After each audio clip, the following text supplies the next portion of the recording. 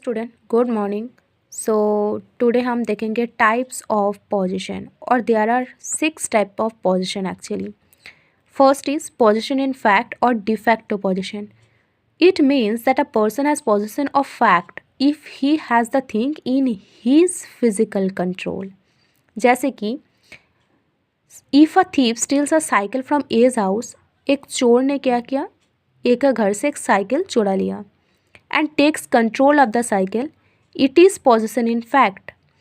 क्योंकि फिजिकल उस साइकिल का फिजिकल कंट्रोल अब किसके पास है, वो चोर के पास है ना, चाहे वो डिफैक्टो पोजीशन अनलॉफुली क्यों ना हो। Second is position in law but not in fact और डिजियोर पोजीशन। आप अगर यही एग्जाम्पल ले सकती हो कि चोर के पास तो डिफैक्टो पोजीशन है क्योंकि फिजिकल कंट्रोल उस साइकिल का है, लेकिन ए के पास जो पोजीशन थी वो तो रिकॉग्नाइज्ड बाय लॉ थी ना, तो ए के पास अब क्या है, डिजियोर पोजीशन है।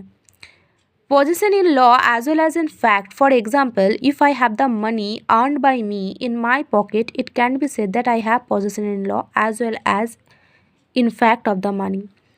क्योंकि मैंने ही वो पैसा कमाया है जो कि लॉ द्वारा रिकॉग्नाइज्ड है और मेरे पॉकेट में है, मतलब फिजिकल कंट्रोल भी है, तो मेरे पास पोजीशन इन लॉ भी है और फैक्ट भी है। Corporeal and incorporeal position. Corporeal मतलब जो टचेबल थिंग्स होती है ना, उसका पोजीशन को कॉर्पोरियल पोजीशन बोलते हैं, जैसे कि स्कूटी, कार, हाउस। और जो अनटचेबल चीज़ों होती है ना, जैसे कि कॉपीराइट, मतलब सभी इंटेलेक्चुअल प्रॉपर्टी वो होती है, उसका पोजीशन को कहते हैं इनकॉर्पोरियल पोजीशन। मीडिएट मतलब इनडायरेक्ट पोजीशन और इमीडिएट पोजीशन मतलब डायरेक्ट पोजीशन।